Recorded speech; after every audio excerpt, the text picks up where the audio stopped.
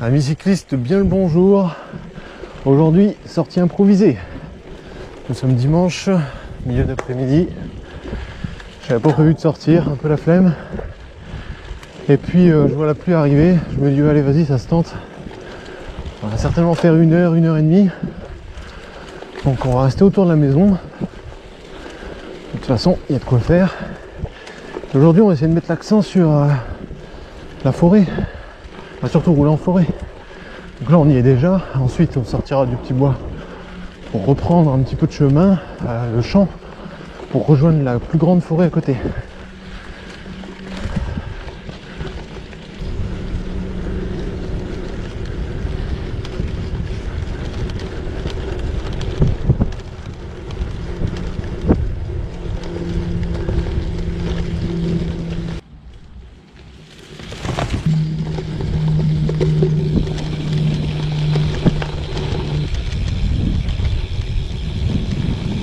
Bonjour. Allez.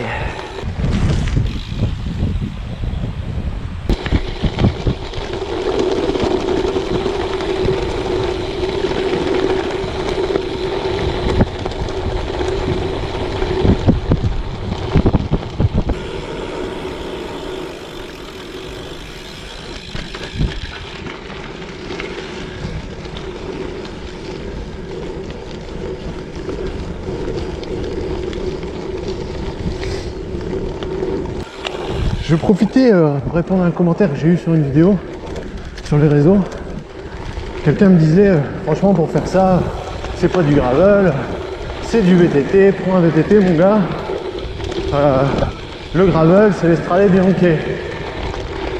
Et bien j'ai répondu que chacun y voyait sa définition et plaçait le curseur où il le souhaitait en fait. Et donc moi, très clairement, l'Estrade Bianche, c'est du vélo de route. Du petit chemin, du grand chemin blanc à la fin gravillon, c'est du vélo de route, clairement. Pour ceux qui connaissent ici, on a le plateau des Glières. Le plateau des Glières, je crois que c'est 2 km, il me semble, 2 km, 2 km 5 de piste. Et clairement, nous, avec les copains, on le prend en vélo de route. Malgré que ce soit du caillou. Pour moi, ma définition, je dis bien ma définition du gravel, en ce qui me concerne, eh ben c'est du terrain engagé, c'est la caillasse, c'est du VTT cross-country quoi. C'est du VTT cross-country auquel on a enlevé les sauts.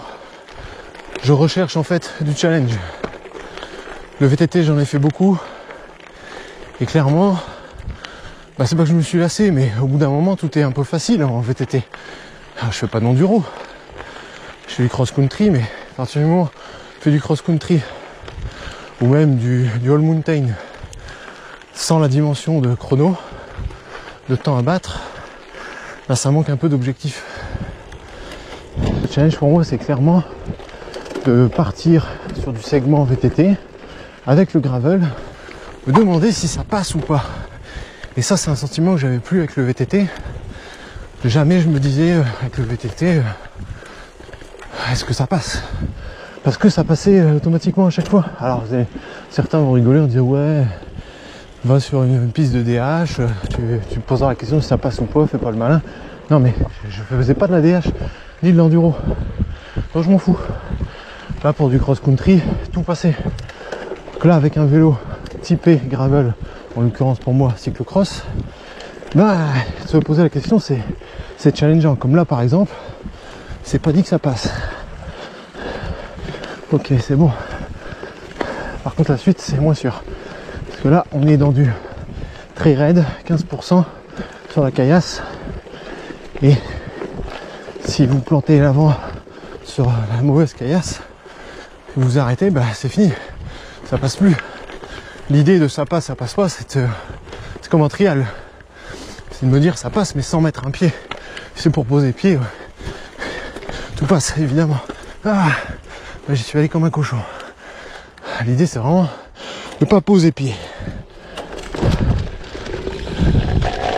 Aïe aïe aïe aïe aïe aïe aïe.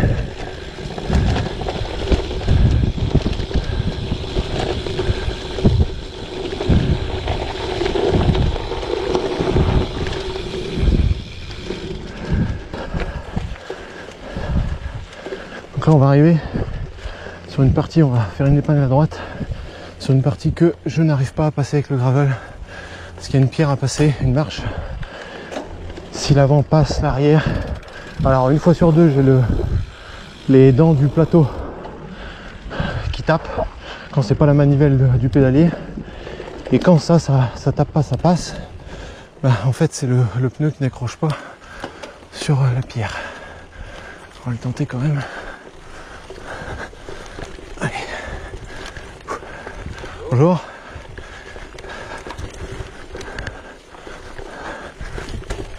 Allez. Oui. Bonjour. C'est un exploit. J'ai réussi à le passer, c'est un putain d'exploit. Excusez-moi, langage, mais là je suis content. Là c'est un exploit de tout passer sans mettre un pied. Je crois que c'est la première fois en direct avec vous. Ah, je suis content là. Ouais. Petit coup d'œil au cardio. 184. Ouais, classique quoi. 186, le cardio monte encore.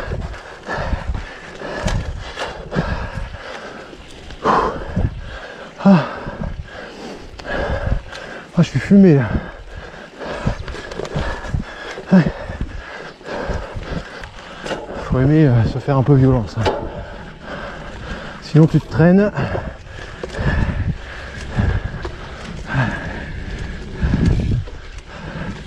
Allez. À gauche et à droite, il faut se choisir.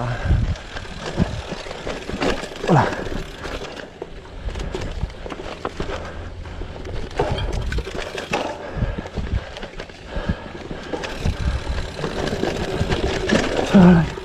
Voilà.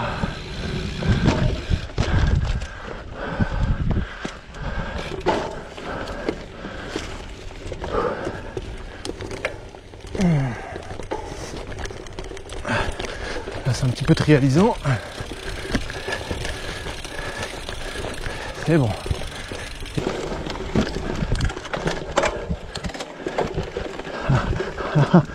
Ah non.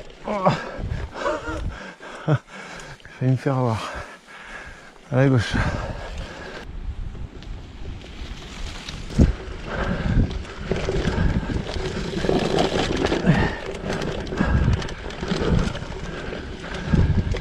Donc ça c'est clairement, on a un profil montant non-stop depuis tout à l'heure. De toute façon vous voyez bien, les images à la caméra ça n'avance pas, j'ai l'impression que je suis à 8 km/h.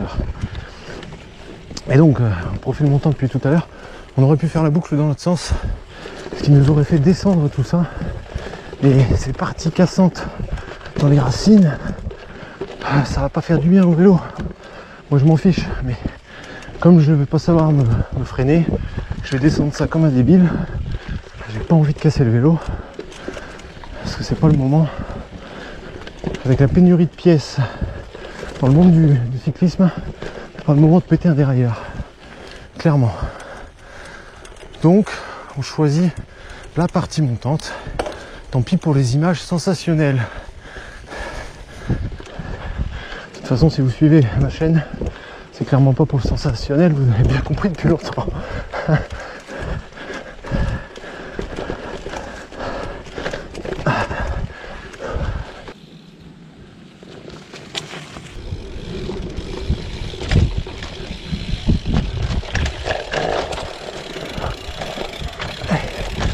Hop, et voilà. Il suffit de se mettre le cul derrière la selle et ça passe.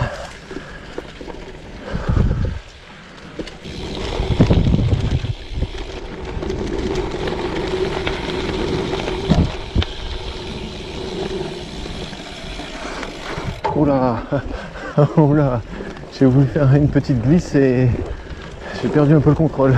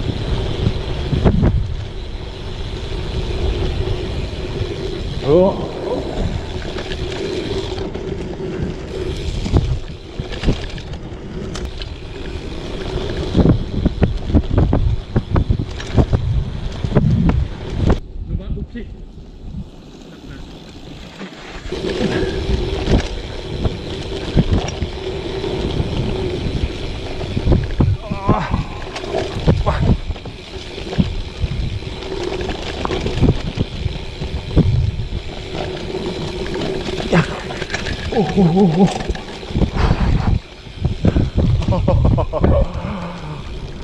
Passer un peu fort là.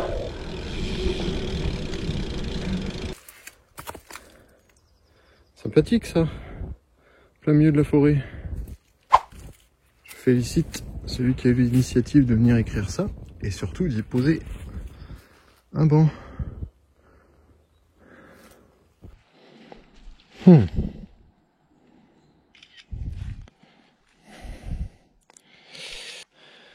Quand on regarde comme ça, le sentier avait l'air vraiment chouette. Et au final, ça rend que dalle. Petite pensée pour mon frère. Puis le champion pour trouver un bâton à chaque fois pour faire tenir le vélo. Allez, on y retourne. Alors j'annonce 450 mètres de dénivelé pour 17-18 km. Alors je le dis jamais, mais si vous pouvez partager cette vidéo sur les réseaux sociaux et me laisser un commentaire sous la vidéo, c'est toujours sympa. Et même à la limite, posez-moi des questions ou critiquez-moi, peu importe, histoire qu'on ait un peu d'échange. Je répondrai volontiers aux questions ou aux critiques dans les prochaines sorties. Ça me dérange pas.